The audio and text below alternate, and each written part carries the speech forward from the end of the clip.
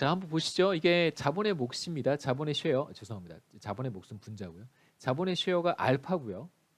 전체 생산한 것 중에 예, 자본의 몫이 알파고 그다음에 전체 생산한 것 중에 노동의 몫이 죄송합니다.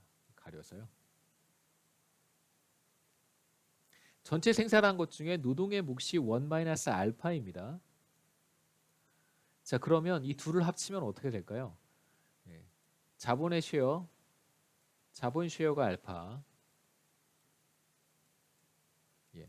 그다음에 노동의 쉐어가 1 알파니까요. 자, 이 둘을 합치면 예, 정확히 1이 됩니다.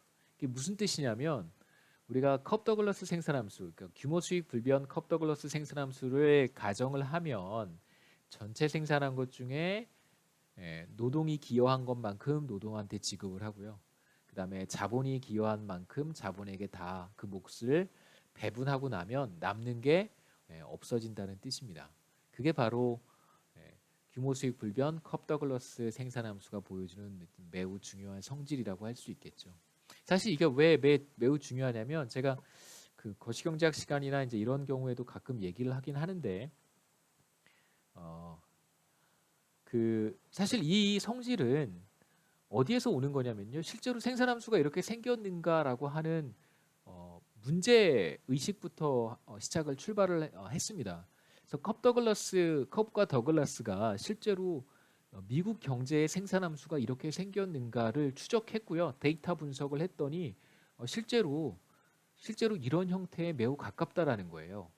자, 만약에 한 국가의 생산함수가 규모 수익 불변 컵더글러스 생산함수의 형태를 갖는다고 한다면 지금 우리가 장황하게 했던 얘기가 사실 이거잖아요. 자본 투입한 사람들한테 보상해주고 최적으로 보상해주고 노동 서비스 제공한 사람들한테 노동의 서비스에 대해서 다 보상을 해주고 나면 남는 게 없다는 거죠, 그렇죠? 이게 왜 이거 비교적 과거에 냉전 시대죠, 냉전 시대, 콜드워 시대, 냉전 시대에 매우 중요한 사실 개념이었습니다. 왜 그러냐면 그 사회주의의 토대가 되어 이런 얘기까지 하기는 좀 그렇긴 한데요. 뭐 이게 경제사 콜수도 아니고 여러분 이거 그 알아두시면 어, 뭐 나쁘지 않습니다. 네. 뭐든 뭐 알아두시면 나쁘지 않죠. 냉전 시대에 사회주의 경제 모델을 채택했던 많은 국가들의 그 이론적 토대가 마르크시즘이잖아요. 그렇죠? 예, 마르크시즘이었습니다. 이 마르크시즘에 몇 가지 그 뼈대가 되는 이론들이 있는데 그 중에 하나가 뭐냐면 노동이 투입이 되고 자본이 투입이 되고 이제 생산이 이루어진단 말이에요. 그러면 여기에 잉여가 발생한다고 봤어요. 그러니까 노동자들이 들어가서 노동에 대한 기여 컨트리뷰션을 가져가고 자본을 투입한 주체가 자본 계급이 이거에 대한 컨트리뷰션을 가져가요. 자, 그런데 이들이 가져가고도 남는 잉여가 있다고 봤던 거예요. 그래서 이 잉여를 누가 가져가야 되느냐, 뭐 누가 실제로 가져가고 있느냐, 이제 이런 논의들이 사실 매우 많이 이루어졌었고요. 사실 이 잉여에 대한 문제도 그러니까 이 마르크시즘의 가장 큰 본질적인 문제는 뭐냐면 그러니까 이것이 데이터에서 나타나느냐, 실제 존재하느냐 이제 이런 거잖아요. 우리 경제학자들은 데이터를 기반으로 해서 이론을 저기 체크업 하니까요. 이론이 틀렸으면 이론을 고쳐야죠. 데이터에서 그렇게 안 나오면 그 나오는 데이터를 계속 찾아서 내 이론이 맞다고 주장하는 것은 잘못된 거니까요. 사실은 이제 데이터에서 확인하기 굉장히 어려운 이론들이고 그런 과정에서 컵 더글러스는 이런 생산함수를 찾아서 실제로 네, 현실을 매우 잘 설명하는 것이다라고 주장을 했습니다.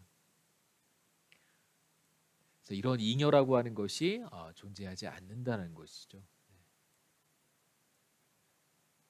냉전 시대의 유산이라고 할 수 있는데요.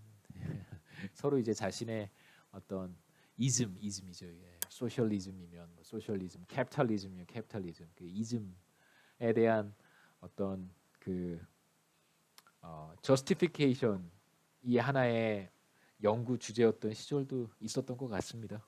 네. 자 이제 우리 3장의 핵심이 되는 그 섹션이 바로 솔로우 성장 모형이고요. 솔로우 성장 모형을 우리가 살펴보기 위해서 생산함수에 대한 이야기를 한 것이고, 그다음에 생산함수가 어떤 성질을 가져야 하고 뭐 이런 이야기를 등등 했습니다.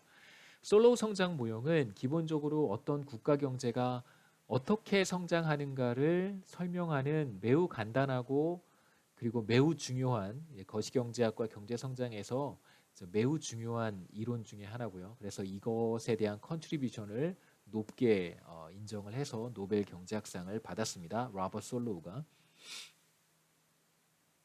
이제 솔로우 성장 모형에 대한 이제 해석을 매우 오랜 시간 했습니다. 거의 이제 1960년 이전에 만들어진 이론 모형이기 때문에 굉장히 많은 사람들이 이 모형을 다양한 측면에서 해석을 했어요. 그러니까 처음에 이 모형은 사실 어떻게 성장이 이루어지는가에 초점을 맞췄고, 이제 그 다음에 두 번째 해석은 과연 솔로우 성장 모형이 국가 간의 소득 격차를 설명할 수 있는가.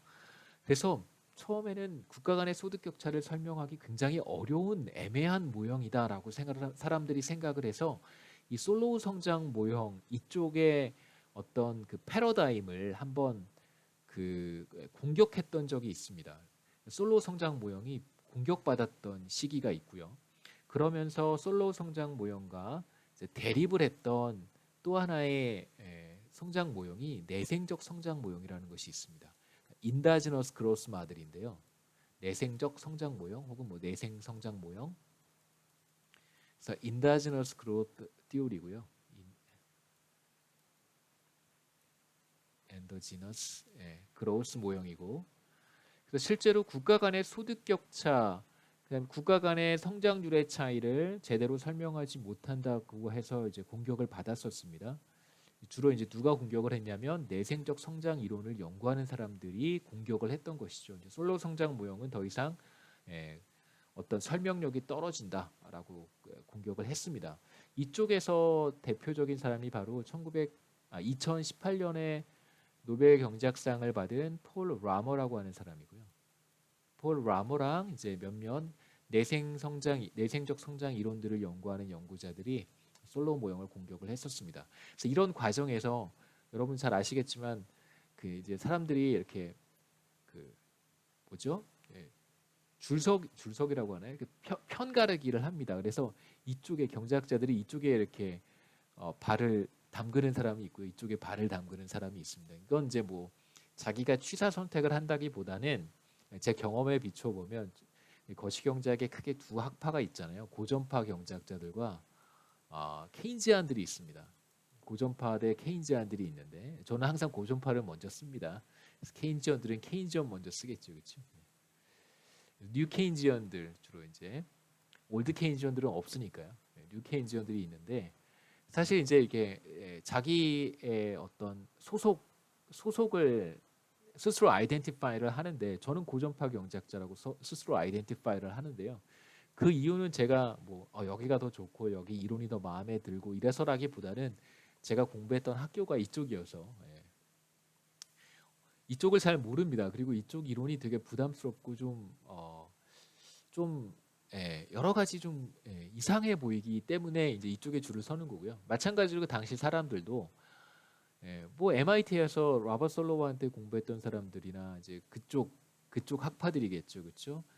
이건 이제 신고전파 성장 모형이라는 이름을 갖는 그 니오 클래시컬 그로스 마들이라고 하고요. 이쪽은 인다지너스 그로스 모델이라고 이제 서로 이름이 약간 다른데요. 이쪽 계열에서 공부한 사람들은 당연히 이쪽 이론을 지지를 했을 것이고, 그 다음에 이쪽에서 공부한 사람들은 또 이쪽 이론을 지지를 했을 거예요.